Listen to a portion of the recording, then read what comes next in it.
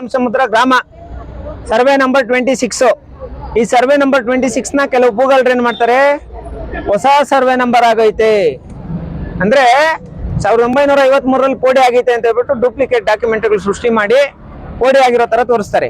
ಅದೇ survey number 26 ಸ್ವಲ್ಪ 1, 2, 3, 4 ಅಂತ ಹೇಳ್ಬಿಟ್ಟು ಇರ್ತೈತಿ. ಇದನ್ನೆಲ್ಲ ಸೇರಿ ಒಟ್ಟುಗೂಡಿಸ್ತಾರೆ. ರೀಸೆಂಟ್ ಆಗಿ ಅಧಿಕಾರಿಗಳು ಒಟ್ಟುಗೂಡಿಸಿ 26 ಮಾಡ್ತಾರೆ. ಅದು ಸರ್ವೆ ನಂಬರು, ಹೊಸ ಸರ್ವೆ ನಂಬರ್ 53ರಲ್ಲಿ ಪೋಡಿ ಆಗೈತೆ ಅಂತ ಹೇಳ್ಬಿಟ್ಟು ಹೇಳೋದಾದ್ರೆ ಒಟ್ಟುಗೂಡಿಸಿದಾಗ ಹೆಂಗ್ ಬರ್ತೈತೆ? ಒಟ್ಟುಗೂಡಿಸಿದಾಗ ಮತ್ತೆ 26 ಅನ್ನೋದೇ ಹೆಂಗ್ ಬರುತ್ತೆ? ಡೂಪ್ಲಿಕೇಟ್ ಡಾಕ್ಯುಮೆಂಟ್ಗಳು ಸೃಷ್ಟಿ ಮಾಡಿ ಕೆಲವೊಂದಷ್ಟು ಭೂಗಳ್ರು ಇಲ್ಲಿರೋಂಥ ಬಡವರ ಮನೆಗಳನ್ನೆಲ್ಲ ವಶಪಡಿಸ್ಕೊಬೇಕು, ಆ ಮನೆಗಳನ್ನೆಲ್ಲ ಹೊಡಿಬೇಕು ಅಂತ ಹೇಳ್ಬಿಟ್ಟು ದೊಡ್ಡ ಮಟ್ಟದಲ್ಲಿ ಪ್ಲಾನ್ ಮಾಡಿದ್ದಾರೆ. ಅದಕ್ಕೆ ಸಂಬಂಧಪಟ್ಟಂಗೆ ಇವತ್ತಿನ ದಿನ ಪೋಡಿ ಕ್ಯಾನ್ಸಲೇಷನ್ಗೆ ಇಲ್ಲಿ ಅರ್ಜಿ ಹಾಕಿದ್ದೀವಿ.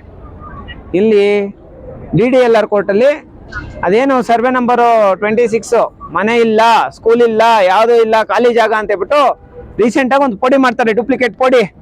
ಬಂಗಾರಪೇಟೆ ಸರ್ವೇಯರ್ಸು ಲಕ್ಷಾಂತರ ರೂಪಾಯಿ ದುಡ್ಡು ತಗೊಳ್ಳೋದು, ಅದರಲ್ಲಿ ಲಕ್ಷಾಂತರ ರೂಪಾಯಿ ದುಡ್ಡು ತಗೊಂಡು ಹೊಸ ಇದು ಮಾಡ್ತಾರೆ, ಏನದು ರೀಸೆಂಟಾಗಿ ಪೋಡಿ ಮಾಡ್ತಾರೆ.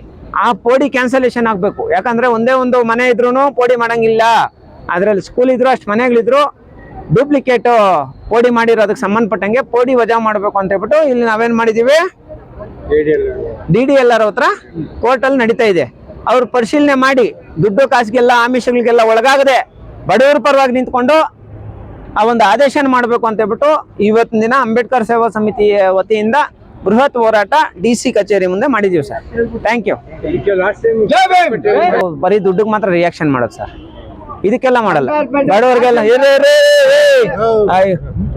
ಮಾಡಲ್ಲ, ಬರೀ ದುಡ್ಡಿಗೆ ಮಾಡೋದು ಅಷ್ಟೇ. ಅವರು ನಾವು ಹೋರಾಟ ಮಾಡಿದ್ರೆ ಹೋರಾಟಗಾರರ ವಿರುದ್ಧ ಒಂದು ಕೇಸ್ ಮಾಡಿಸೋದು, ತಾಲೂಕ್ ಆಫೀಸು ಸ್ವಂತ ಅವ್ರ ಮನೆ ತರ. ಅವರು ನಾವೇನೋ ಅವ್ರ ಮನೆಗೆ ಹೋಗಿ ಭಿಕ್ಷೆ ಬೇಡೋ ತರ ಅವರು ಒಂದು ಫೀಲಿಂಗ್. ಪಾಪ ಅವರು ಮಾಡ್ಕೊಳ್ಳಿ, ಬಟ್ ಅವರು ಇಂಥ ಹೋರಾಟಗಳಿಗೆ, ಇಂಥ ಬಡವರಿಗೆ ಬೀದಿಯಲ್ಲಿ ಕುತ್ಕೊಂಡು ನೋಡಿ ಇವರೆಲ್ಲ ಪಾಪ ಹೋರಾಟ ಮಾಡ್ತಾರಲ್ಲ, ಇವ್ರಿಗೆಲ್ಲ ರಿಯಾಕ್ಟ್ ಮಾಡಲ್ಲ.